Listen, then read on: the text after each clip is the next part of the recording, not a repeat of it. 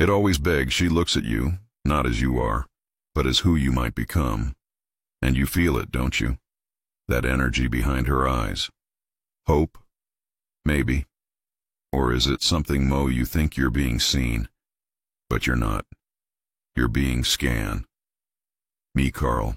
Jung warned us about this, not with comforting words or inspirational fluff. No, he came with the sharp tools of a man who spent decades dissecting the deepest, darkest layers of the human mind. Jung devoted his life to exploring the unconscious, the part of the PH. He discovered that women don't always fall in love with men. They fall in love with I. You think she chose you, but more often she chose the role you fit. The character that slipped easily into her private story. And when your real self starts to deviate from the script, she replaces the actor, not the story. Jung had a name for this. He called it the animus, the inner masculine figure that lives inside every woman. And when that animus is immature, undeveloped, or unconscious, it takes over. It dominates. It distorts. This animus becomes a tyrant. It makes women crave danger, reject kindness, argue without logic, moralize without introspection. And here's the kicker. It all happens under the radar. She often doesn't know she's doing it. She's not intentionally deceiving you. She's possessed. That's Jung's word. Possession. Not in a supernatural sense, but psychologically. She becomes guided not by her conscious self, but by the shadowy demands of this internal masculine figure. And you, man, you fall for it. Why? Because no one taught you how to spot projection. No one taught you the difference between being desired and being known. You confuse being chosen with being understood. She says you're different, special, unlike the rest, but what she really means is, you fit the fantasy better than the last one did. And when the fantasy breaks down, when reality starts to leak through the cracks, she feels betrayed, not by something you did, but by the fact that you failed to keep the illusion alive. You stopped being the mask. That's the brutal truth Jung confronted in his work. He warned, that projection is dangerous, especially when we don't recognize it. Because projection doesn't ask, who are you? It declares, this is who you are to me. It traps people in roles they never asked to play. Jung's answer? A process he called individuation, the slow, sometimes painful journey of becoming whole. Not perfect, not ideal, just real, authentically you.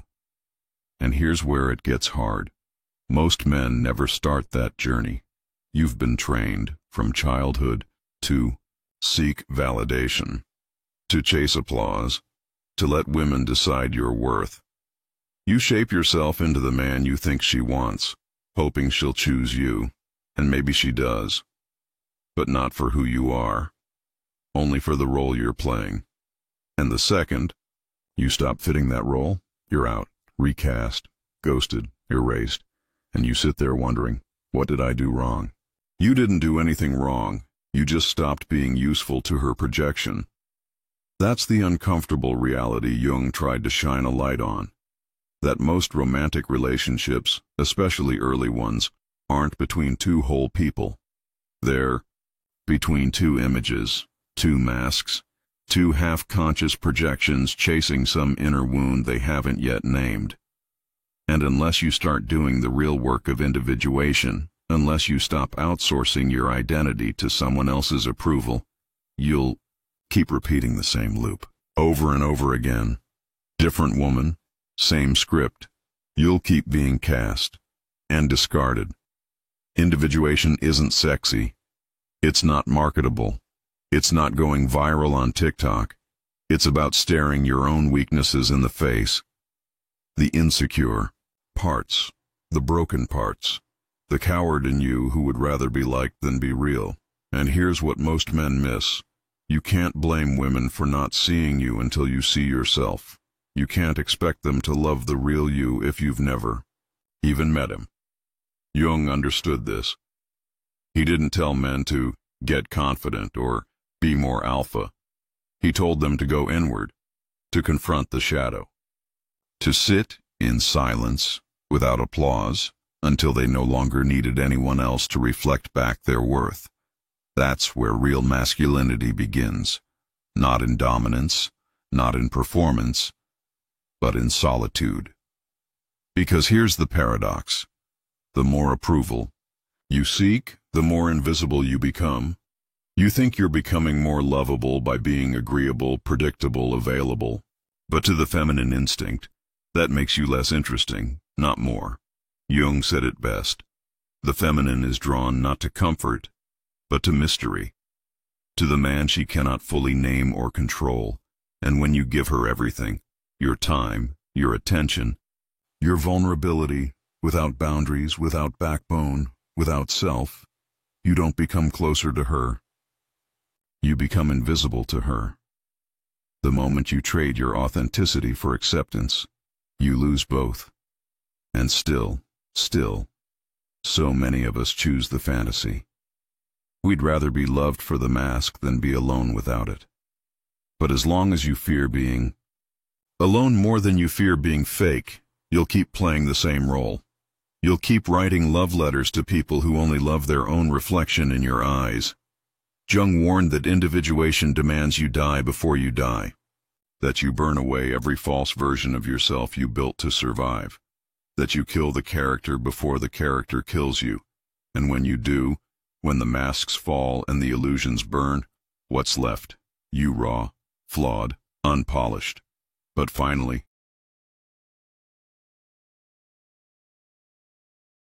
but here's the thing no one tells you.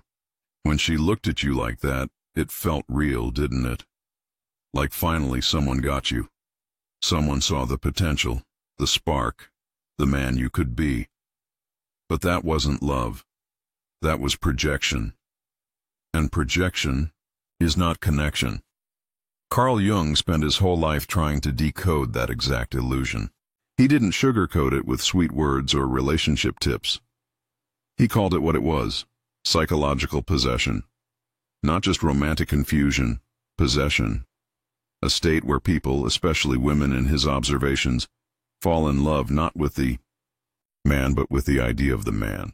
A carefully crafted inner image they call the animus, their inner masculine ideal. And most of the time, they don't even know it's happening.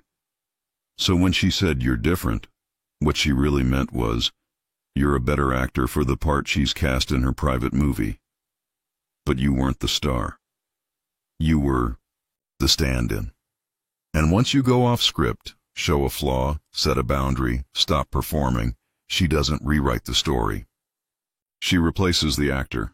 You feel betrayed, don't you? Like you gave her your best. But it's not that you failed. It's that you failed to be the character she wrote.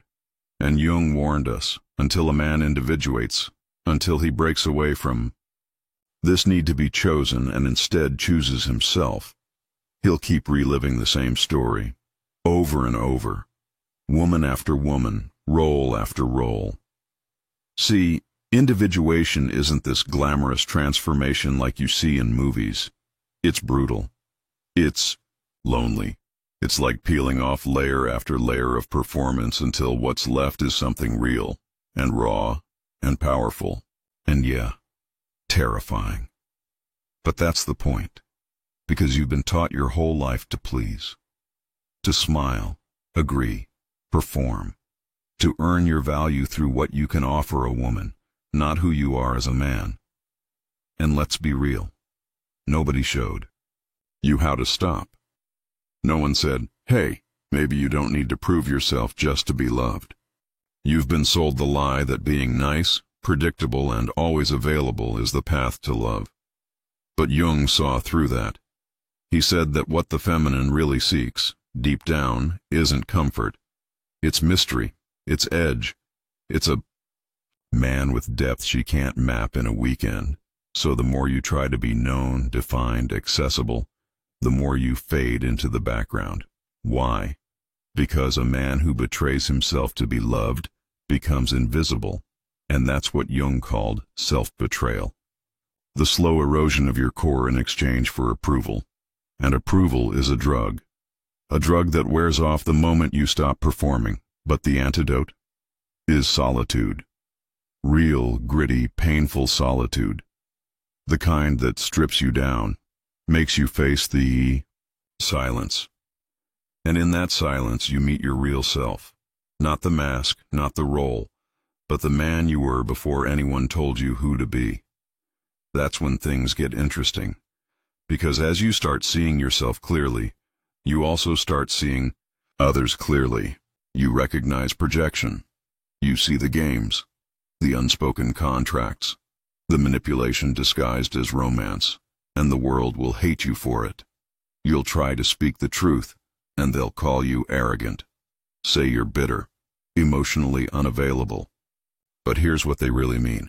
You stopped playing their game. You stopped saying the lines. You stepped off the stage. And when you do that, people panic.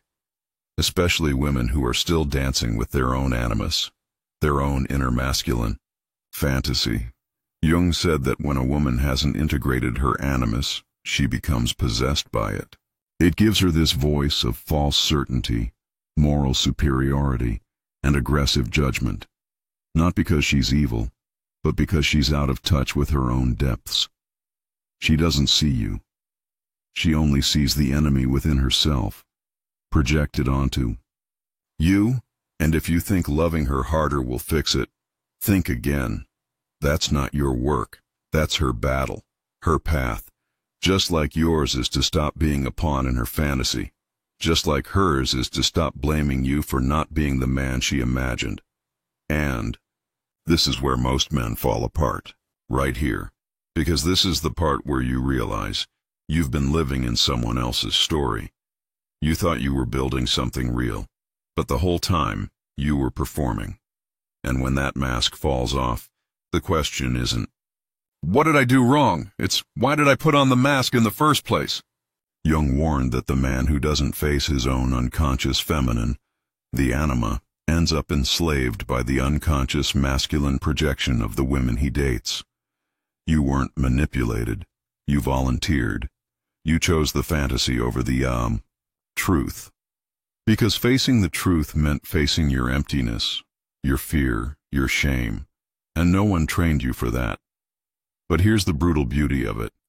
Once you realize you were never rejected, you were just miscast, you can finally start writing your own script. You can stop waiting to be chosen. You can choose yourself. And when you do, something inside you shifts. You stop being afraid of being alone. You stop craving validation like air. You start owning your soul. And suddenly, you're no longer the man women want to shape. You're the man they can't move. Not because you're rigid, but because you're rooted. And yeah, it's lonely. Jung said individuation is like dying before you die. You burn through everything false, and most people can't handle that. So they stay in the game. They keep the mask on. But if you don't, if you walk that fire, if you strip down to your essence, you become untouchable, unseducible, unmistakably real. You want freedom? That's where it lives.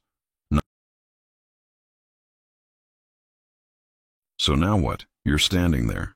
No mask, no script, no applause. Just you. The man beneath the myth.